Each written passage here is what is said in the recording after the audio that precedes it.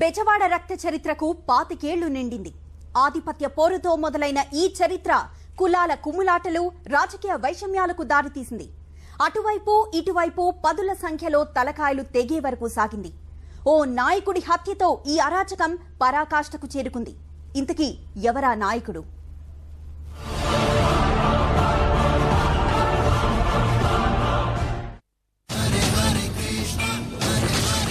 ఆధిపత్య పోరు, అంతా తన మాటే వినాలన్న అహం. ఓ మనిషిలోని ఈ 2 లక్షణాలే బెజవాడలో రక్త చరిత్రకు పునాది వేశాయి. అన్నదమ్ముల్లా కలిసిపోయిన వాళ్లను కొట్టుకు చచ్చేలా ప్రేరేపించాయి. అప్పటి వరకు గుర్తుకురాని సామాజిక వర్గాలకు పెద్దపీట వేశాయి. పార్టీల చేతుల్లో కీలు బొమ్మలుగా మారి హత్య రాజకీయాలకు తెరతీశాయి.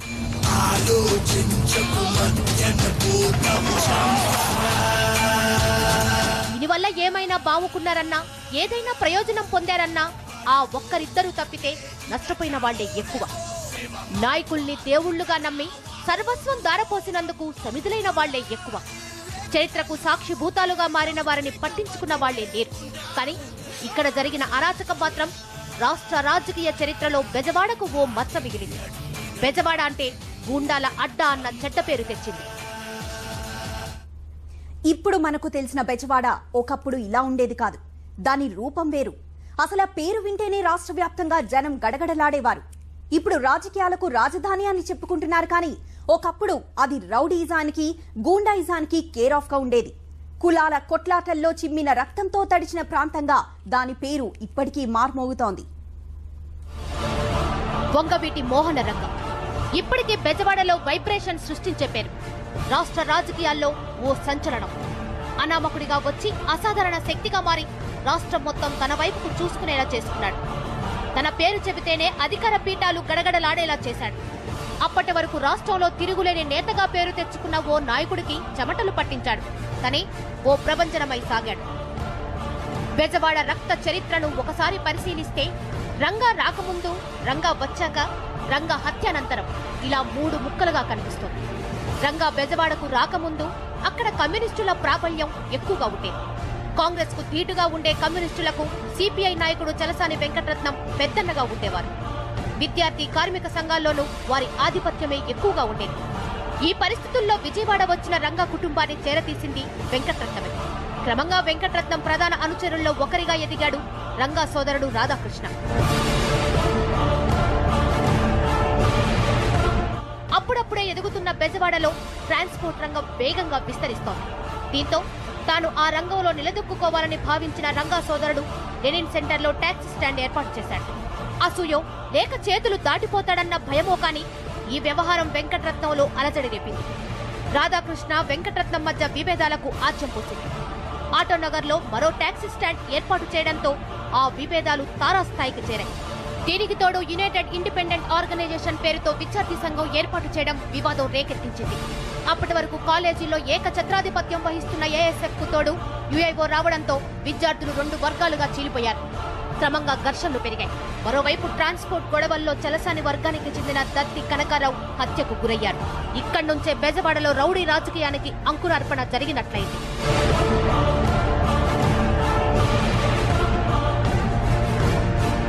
కనకారావు హత్య జరిగిన కొన్ని రోజులకే రాధాకృష్ణ అనుచరుడు దుర్గను ప్రత్యర్థి వర్గం హతమార్చింది. మరికొన్ని రోజులకు మరో అనుచరుడు హనుమంతరావు దారుణ హత్యకు గురయ్యాడు. ప్రతీకారంతో రగిలిపోతున్న రాధాకృష్ణ వర్గం చలసాని వెంకటరత్నాన్ని కిరాతకంగా హత్య చేసింది. 72 కత్తిపోట్లతో చలసాని హతమవడం అప్పట్లో పెను సంచలనం సృష్టించింది. ఈ కేసులో రాధాకృష్ణతో సహా అతని అనుచరులు 10 మందికి జీవిత ఖైదు పడింది. చలసాని హత్య తర్వాత రాధాకృష్ణ స్టార్డమ్ ఒక్కసారిగా పెరిగిపోయింది. చలసాని హత్య జరిగిన 2 ఏళ్లకు రాధాకృష్ణ కూడా హత్యకు గురయ్యారు. అన్నను చంపేసిన తర్వాత రంగ తెర మీదకొచ్చారు. ఇక్కడి నుంచి బెజవాడ రాజకీయం కొత్త మలుపు తిరిగింది. ఇప్పుడు కాంగ్రెస్ లో ఉన్న దేవినేని నెహ్రూ, ఆయన సోదరుడు దేవినేని గాంధీ రాధాకృష్ణ గ్రూపులోనే ఉండేవాళ్లు. వంగవీటి, దేవినేని కుటుంబాలు ఒకరి కోసం ఒకరన్నట్లుగా ఉండేవి. రాధాకృష్ణ హత్యానంతరం రంగా ఎంట్రీ ఇవ్వడం, అతని ప్రాబల్యం పెరగడంతో దేవినేని కుటుంబీకులు బయటకొచ్చారు. రాధాకృష్ణ స్థాపించిన విద్యార్థి సంఘానికి వ్యతిరేకంగా యునైటెడ్ స్టూడెంట్స్ ఆర్గనైజేషన్ ను ప్రారంభించారు. ఇక్కడే 2 కుటుంబాల మధ్య విభేదాలు మొదలయ్యాయి. ఒకరి అనుచరులను మరొకరు చంపుకోవడం ప్రారంభించారు. 1979లో రంగా అనుచరుల చేతిలో దేవినేని గాంధీ హత్యకు గురయ్యారు. దీంతో కాస్త వెనకడుగు వేసిన దేవినేని కుటుంబం 1983లో టీడీపీ ఆవిర్భావం తర్వాత ఆ పార్టీలో చేరి కంకిపాడు నియోజకవర్గం నుంచి ఎమ్మెల్యేగా ఎన్నికయ్యారు.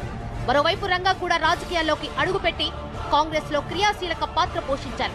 1985లో మధ్యంతర ఎన్నికల్లో ఎన్టీఆర్ ప్రభంజనాన్ని తట్టుకొని విజయవాడ తూర్పు నియోజకవర్గం నుంచి రంగా ఎమ్మెల్యేగా గెలుపొందారు.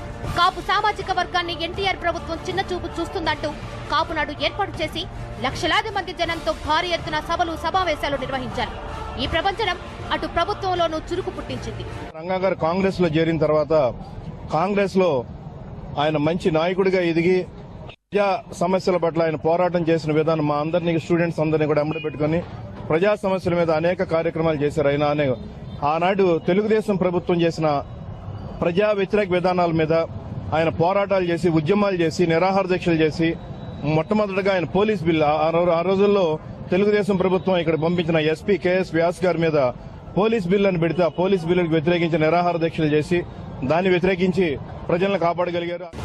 మరోవైపు తన సోదరుడి హత్యతో రగిలిపోతున్న దేవినేని కుటుంబం రంగా వర్గంపై ప్రతీకారం కోసం ఎదురు చూస్తోంది. గాంధీ హత్య కేసులో కోర్టుకు హాజరై వస్తున్న 4 రంగా అనుచరుల్ని దేవినేని వర్గం ఆర్టీసీ బస్సులోనే హతమార్చడం సంచలనంగా మారింది. ఇందుకు ప్రతిగా 1988 మార్చి 10న నెల్లూరులో పరీక్షలు రాసి బెజవాడ తిరిగొస్తున్న దేవినేని మురళిని గుంటూరు జిల్లా ఎడ్లపాడులో రంగా వర్గం హత్య చేసింది. ఈ కేసులో ప్రధాన నిందితుడిగా ఉన్న రంగా ముందు అజ్ఞాతంలోకి వెళ్లినా తర్వాత కోర్టులో లొంగిపోయారు. ఇక్కడితో ఈ రక్త చరిత్ర ముగియలేదు. పగ ప్రతీకారాలతో రగులుతున్న వారసుల్ని రక్తదాహం తీర్చుకోమంటూ ఉసుగొల్పింది. ఒక హత్య తీవ్ర అలజడి రేపింది. రాష్ట్రాన్ని రావణకాష్టం చేసింది. ఒక సామాజిక వర్గం ప్రజలే లక్ష్యంగా హత్యలు, లూటీలు, దొమ్మిలకు తెరలేపింది. 4-5 జిల్లాల్లో మారణ హోమానికి కారణమైంది. కోట్లాది రూపాయల ఆస్తి నష్టం, పదుల సంఖ్యలో హత్యలు, 2 నెలల పాటు కర్ఫ్యూకు దారితీసింది. పెను సంచలనంగా మారిన ఆ హత్య మరెవరిదో కాదు. డిసెంబర్ 26, 1988.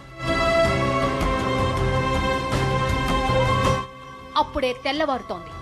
ఇంతలో బెజవాడ బందర్ రోడ్డు బాంబులతో దద్దరిల్లింది. 3 ప్రైవేటు బస్సుల్లో అయ్యప్ప స్వామి భక్తుల వేషాల్లో వచ్చిన కొందరు దుండగులు నిరాహార దీక్ష చేస్తున్న వంగవీటి రంగా శిబిరం వైపుకు వేగంగా దూసుకొచ్చారు. దీక్షా శిబిరంలో నిద్రపోతున్న రంగాను కత్తులతో పాశవికంగా నరికి హత్య చేశారు. రంగాను కాపాడేందుకు ప్రయత్నించిన రంగా అనుచరుల్ని తెగ నరికారు. పూర్తిగా తెల్లవారక ముందే ఈ వార్త దావానలంలా వ్యాపించింది. రాష్ట్రం మొత్తం అలజడి రేగింది. అప్పటి ముఖ్యమంత్రి ఎన్టీ రామారావే ఈ హత్య చేయించాడన్న ప్రచారం జరిగింది. అప్పుడు తెలుగుదేశం గవర్నమెంట్ అన్నప్పుడు ఎన్టీ రామారావు గారి దగ్గర నుంచి చంద్రబాబు నాయుడు దగ్గర నుంచి పోలీస్ సపోర్ట్తో రంగాకి మీద అటాక్ చేయడం జరిగిందండి.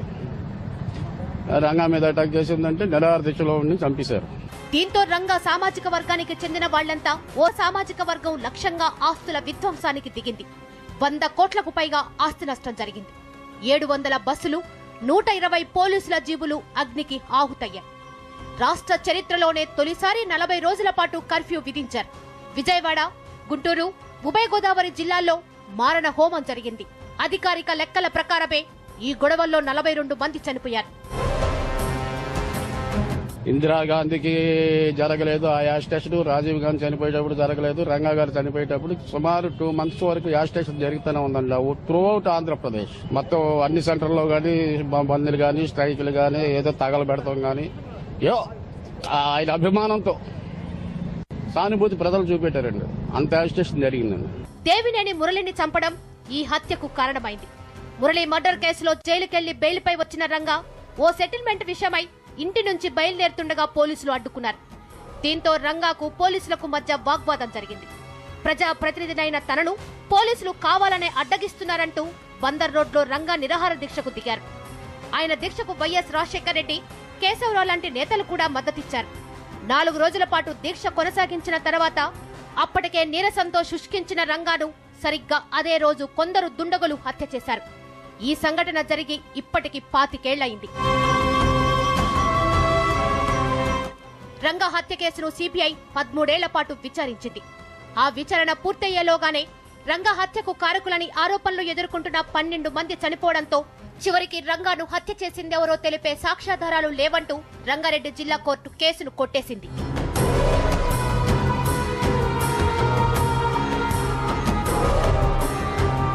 రంగా హత్య తర్వాత బెజవాడ క్రమంగా తన రూపు మార్చుకుంది. హత్య రాజకీయాలు తగ్గిపోయాయి. వంగవీటి, దేవినేని కుటుంబీకులు బెజవాడ రక్త చరిత్రకు గుర్తులుగా మారారు. ఈ 2 కుటుంబాల వారసులు రాజకీయాల్లో ఉన్నారు. ఈ మధ్యకాలం వరకు ప్రశాంతంగా ఉన్న బెజవాడ ఇటీవలే ఓ సంఘటనతో ఉలిక్కిపడింది. సమైక్యాంధ్ర ఉద్యమంలో భాగంగా దేవినేని వారసుడు తనను రెచ్చగొట్టే ప్రయత్నం చేస్తున్నారంటూ రంగా వారసుడు రాధాకృష్ణ ఆందోళన చేయడం పోలీసుల్ని హడలెత్తించింది. మా తండ్రి రంగారు విగ్రహం దగ్గరకు వచ్చి పనికిమాల స్లోగన్స్, పనికిమాల చేష్టలు, వెకిలి చేష్టలు, కుల విద్వేషాలు రెచ్చగొడదామని చెప్పని తప్ప ఏమీ లేదు. చేసే పిల్ల చేష్టలు, చంద్రబాబు పనికిమాల డైరెక్షన్ తప్ప ఈ చేసే చేష్టలు తప్ప ఏమీ లేదు. ఇంకోసారి మా తండ్రి విగ్రహం దగ్గరకు వచ్చి చేస్తే ఇలాంటి చేష్టలు చేస్తే మాత్రం నేను నష్టపోయి, నా కుటుంబంలో నేను నష్టపోయి 10 సంవత్సరాలుగా నేను ఏ బాధపడుతూ వచ్చానో నీ కుటుంబంలో కూడా అదే నువ్వు బాధపడాల్సి వస్తుందని చెప్పి కూడా హెచ్చరిస్తున్నాను. ఈ సంఘటనతో అటు దేవినేని వారసుడిని అదుపులోకి తీసుకోవడానికి, ఇటు వంగవీటి వారసుడిని సముదాయించడానికి పోలీసులకు చెమటలు పట్టేశాయి. 25 ఏళ్ల తర్వాత ఈ 2 కుటుంబాల వారసుల మధ్య చెలరేగిన ఈ వివాదం ఎంత దూరం వెళ్తుందోనని అటు బెజవాడ వాసుల్లోనూ గుబులుగానే ఉంది. మరి పోలీసులు ఈ వ్యవహారాన్ని ఎలా చక్కబెడతారో చూడాలి.